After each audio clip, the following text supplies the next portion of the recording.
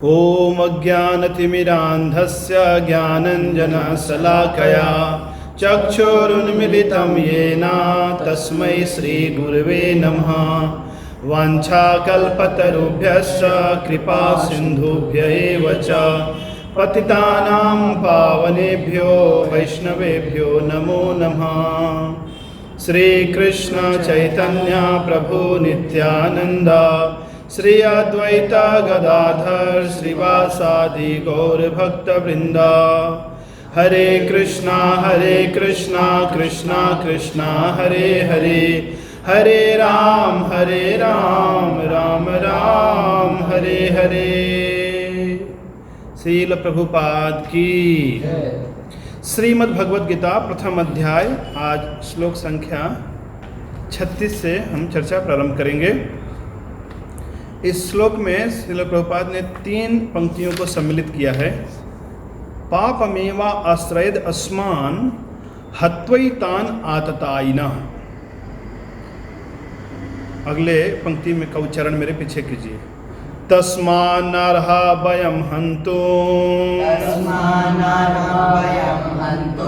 धार्तराष्ट्रान् सबान्धवान् स्वजनं हि कथं हत्वा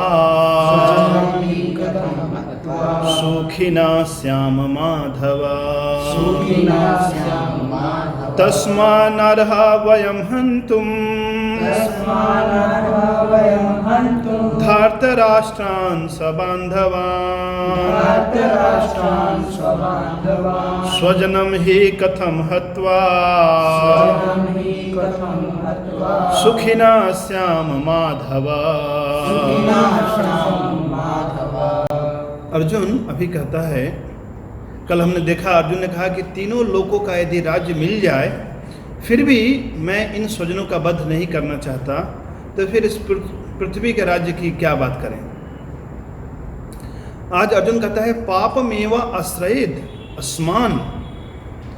मैं निश्चय ही मैं देख रहा हूँ कि हत्वैतान आततायिन, इन अत्याताइयों का वध करने से निश्चित रूप से हमें पाप लगेगा।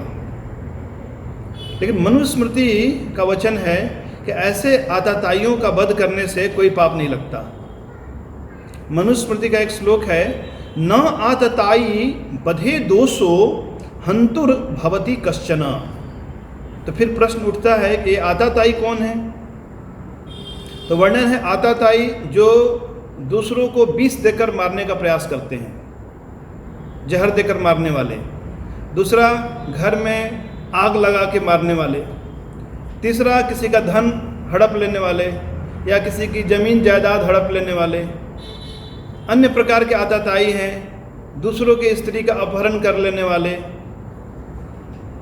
या किसी के ऊपर शास्त्र से प्रहार करने वाले, और आज के समय में बंदूक से प्रहार करने, गोली मारने वाले। ये जो 6 प्रकार के पाप कर्म करने वाले, ये सब क्या कहते हैं? आतताई। तो ऐसे आतताइयों का वध करने से कोई पाप नहीं लगता। लेकिन अर्जुन क्या कर रहा है? पापमेव आश्रयेद अस्मान हत्वैतान आततायिना। ऐसे आतताइयों का वध करने से हमें निश्चित रूप से पाप लगेगा। दुर्योधन 6 प्रकार का कार्य कर चुका है।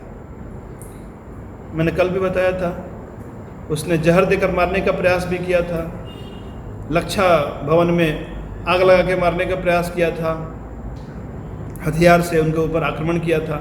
जब ये लोग 12 वर्षों के लिए वनवास गए थे तो उस समय जंगल में जाकर ऐसे निहत्थे पांडवों के ऊपर आक्रमण किया था।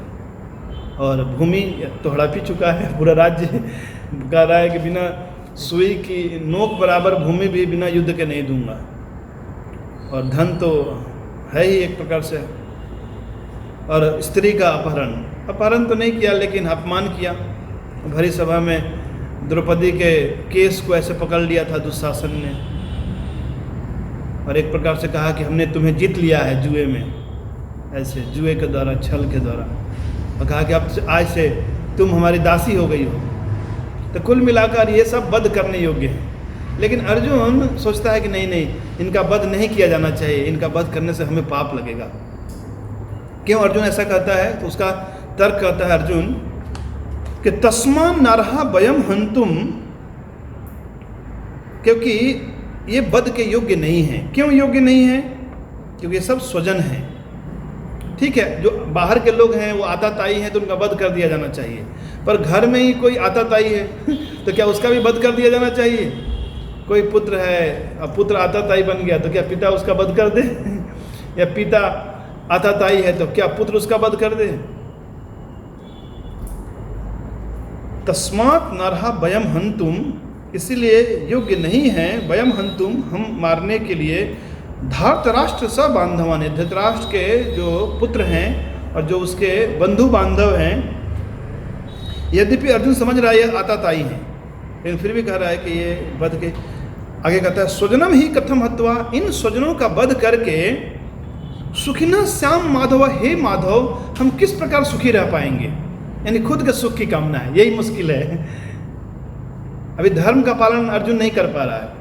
अर्जुन मोह के कारण अपने कर्तव्य को नहीं समझ पा रहा है। अर्जुन तर्क देता है कि ये लोग अभी लोभ से इनकी चेतना अपहरित हो चुकी है। अगले श्लोक में अर्जुन कहता है यद्यपि ते न पश्यन्ति, यद्यपि ते न पश्यन्ति, लोभोपहत चेतसा, लोभोपहत चेतसा, कुलक्षया कृतं दोषं, कुलक्षया कृतं दोषं, मित्रद्रोहे च पातकम्, मित्रद्रोहे च पातकम्। यद्यपि ते न पश्यन्ति, यद्यपि ते न पश्यन्ति, लोभो अपहत चेतसा, लोभो अपहत चेतसा, कुलक्षया कृतं दोषं, कुलक्षया कृतं दोषं, मित्रद्रोहे च पातकम्, मित्रद्रोहे च पातकम्। अर्जुन कहता है यद्यपि ते न पश्यन्ति, ये लोग नहीं देख रहे हैं क्योंकि इनकी चेतना लोभोपहता चेतसा, इनका चित्त लोभ के कारण ऐसे चुरा लिया गया है। यानी और अधिक राज्य चाहिए, और अधिक धन चाहिए, और अधिक सुख चाहिए। लेकिन हम लोग तो ऐसे नहीं हैं। कुलक्षया कृतम दोषम, अभी कह रहा है कि ये जो कुल का क्षय होगा इससे जो दोष उत्पन्न होंगे, और मित्र द्रोहे च पातकम, मित्र के प्रति इस प्रकार वैर की भावना रखने से, द्रोह करने से जो पाप लगेगा, ये लोग नहीं देख पा रहे हैं। क्यों नहीं देख पा रहे हैं? क्योंकि इनकी बुद्धि अभी लोभ के कारण अपहरित हो चुकी है। कहते हैं चाणक्य पंडित कि कोई व्यक्ति किसी का मित्र नहीं है, कोई व्यक्ति किसी का शत्रु नहीं है। न कस्यचिद कस्यचिद मित्रम, न कस्यचिद कस्यचिद रिपुः, व्यवहारेण जायन्ते मित्राणि रिपुस्तथा। कोई किसी का मित्र नहीं है, कोई किसी का शत्रु नहीं है। व्यवहारेण जायन्ते, व्यक्ति का जो व्यवहार है, आचरण है, वही किसी का उसे मित्र बनाता है और किसी का शत्रु बनाता है। तो यद्यपि अर्जुन सोच रहा है ये मेरे स्वजन है, लेकिन ये लोग नहीं सोच रहे हैं। ये दुर्योधन आदि को भी सोचना चाहिए ना, लेकिन वो ऐसा नहीं सोचते। उनकी तो चेतना पूरी तरह से लोभ ने ऐसे पकड़ लिया है। तो अर्जुन युद्ध नहीं करना चाहते, लेकिन दुर्योधन आदि तो युद्ध करना चाहते हैं। तो मानो भगवान कहें कि क्या ऐसे अधर्मियों का वध नहीं किया जाना चाहिए? तो अर्जुन कहता है कि नहीं, ठीक है ये लोग ऐसे हैं, लेकिन हम लोग तो अच्छे हैं। तो अगले श्लोक में अर्जुन कहता है कथम न ज्ञेयम् अस्माभिः, कथं न ज्ञेयम् अस्माभिः, पापाद् अस्मान् निवर्तितुं, पापाद् अस्मान् निवर्तितुं, कुलक्षया कृतं दोषं, कुलक्षया कृतं दोषं, प्रपश्यद्भिर्जनार्दन, प्रपश्यद्भिर्जनार्दन। कथं न ज्ञेयम् अस्माभिः, कथं न ज्ञेयम् अस्माभिः, पापाद् अस्मान् निवर्तितुं, पापाद् अस्मान् निवर्तितुं, कुलक्षया कृतं दोषं, कुलक्षया कृतं दोषं, प्रपश्यद्भिर्जनार्दन। प्रपश्यद्भिर्जनार्दन। हे जनार्दन, कथम न ज्ञेयम् अस्माभिः, क्यों नहीं करें ज्ञेयम् ये विचार, अस्माभिः हम लोग यह विचार क्यों न करें? पापाद् अस्मान् निवर्तितुं, यानी इस पाप से निवृत्त होने के लिए, यानी कुलक्षय कृतम दोषम, कुल का क्षय होने से, कुल का नाश होने से कई प्रकार के दोष उत्पन्न होंगे। अर्जुन आगे बताएगा क्या क्या दोष उत्पन्न होने वाले हैं 39वें श्लोक से लेकर 43वें श्लोक तक। तो अर्जुन कहता है कि प्रपश्यत भी जनार्दन, प्रपश्यत भी, हम लोग तो ठीक ठीक जानने वाले हैं, ठीक है, वे लोग नहीं जानते हैं, तो फिर हम विचार क्यों ना करें, हमें तो नहीं करना चाहिए युद्ध। फिर भगवान ने कुछ नहीं बोला अभी, तो अर्जुन अभी आगे एक अन्य तर्क दे रहा है। यानी अर्जुन एक प्रकार से कौरवों में की गलती को ढूंढ रहा है कि ठीक है, उनकी चेतना लोभ से अपहरित हो गई है, वे दोष नहीं देखते हैं, लेकिन हम तो देख रहे हैं। लेकिन अर्जुन अभी मोह के कारण ये नहीं सोच रहा है कि मैं अपने कर्तव्य का पालन नहीं कर रहा हूँ। तो ऐसी स्थिति हम सबकी होती है। जैसे ही हम मोहग्रस्त हो जाते हैं तो हम कौन सी गलती कर रहे हैं हमें पता नहीं। लेकिन जो व्यक्ति मोह से मुक्त है, मोह से मुक्त जो महात्मागण हैं, भक्तगण हैं, वे ठीक ठीक समझ पाते हैं कि देखो ये व्यक्ति अभी इसका आचरण ठीक नहीं है। तो केवल और केवल मोह से मुक्त भक्त ही हमें जीवन में दिशा निर्देश दे सकते हैं कि जीवन में क्या करना चाहिए और क्या नहीं करना चाहिए। अन्यथा यदि हम अपने मन के ऊपर अत्यधिक भरोसा करते हैं तो हमारा मन हमें कभी भी धोखा दे सकता है। अर्जुन जैसा बुद्धिमान व्यक्ति अभी गलत तर्क दे रहा है, यानी जिनका वध किया जाना चाहिए उनके लिए क्या कह रहा है, वध नहीं किया जाना चाहिए, उनका वध करने से हमें पाप लगेगा। भगवान आगे कहेंगे आने वाले अध्यायों में कि इनका वध नहीं करोगे तो पाप लगेगा क्योंकि ये सब क्या हैं, आतंकवादी हैं, ये बड़े बड़े। और भगवान क्यों आते हैं, धर्म स्थापना करने के लिए आते हैं। और अर्जुन इस प्रकार से अधर्म की वृद्धि करने वाला है। यदि इनका वध नहीं किया जाएगा तो ये क्या करेंगे, और अधर्म करेंगे। तो अर्जुन अभी इस प्रकार से मोहग्रस्त होने के कारण अन्य प्रकार का तर्क देता है कि कुल का क्षय होने से कौन कौन से दोष उत्पन्न होते हैं। कुलक्षये प्रणश्यन्ति कुलधर्मा सनातना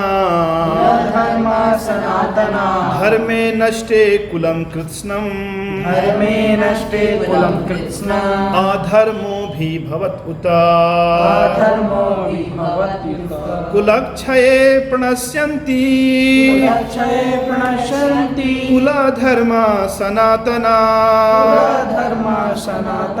धर्मे नष्टे कुलं कृत्स्नम्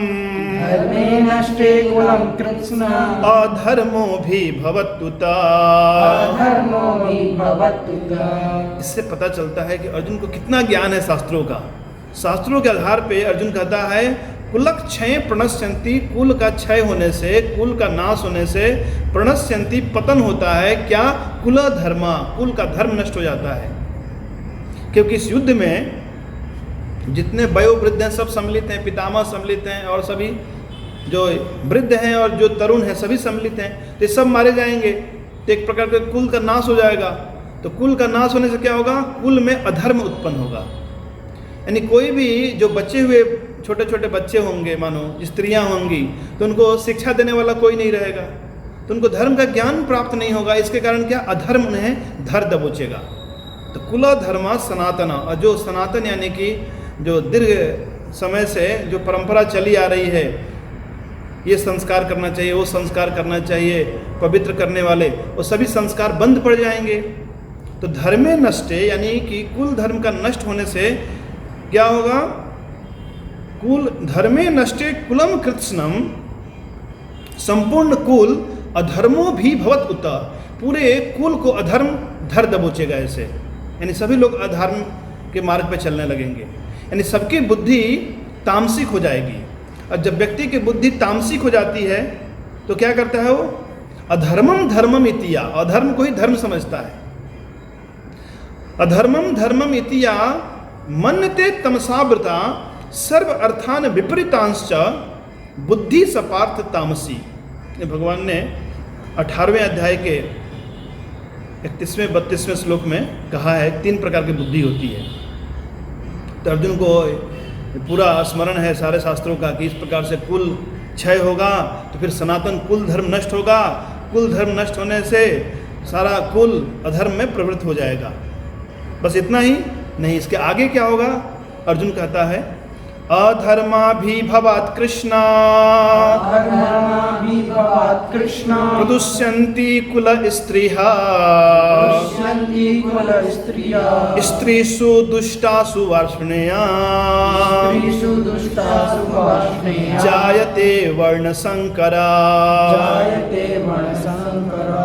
अधर्माभिभवात् कृष्ण, हे कृष्ण, जब अधर्म ऐसे अत्यधिक बढ़ जाएगा तो क्या होगा? सबसे पहले प्रदुष्यन्ति कुल स्त्रियः, क्योंकि कई स्त्रियां हैं जो विधवा हो जाएंगी, उनको संरक्षण प्रदान करने वाला कोई नहीं रहेगा। तो फिर क्या होगा? दूसरे जो कुल के जो पुरुष हैं ऐसे स्त्रियों का संग करेंगे, उससे वर्ण संकर उत्पन्न होंगे।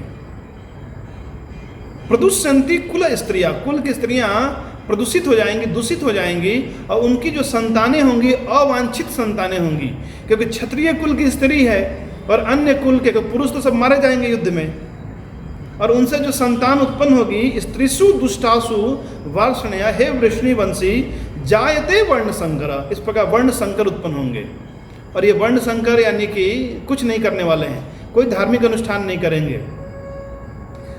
तो वर्ण संकर होने से क्या नुकसान है, इसके बारे में अर्जुन अगले श्लोक में बताते हैं। संकर नरका वैवा कुलघ्नानां कुलस्य च पतन्ति पितरो ह्येषां लुप्तपिण्डोदका क्रिया। संकर नरका वैवा कुलघ्नानां कुलस्य च पतन्ति पितरो ह्येषां लुप्तपिण्डोदका क्रिया।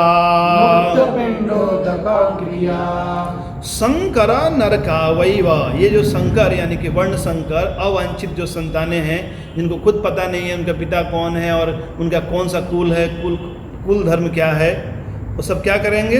नरका वैवा, ये सब नरक में ले जाने वाले हैं। किसको किसको ले जाएंगे नरक में?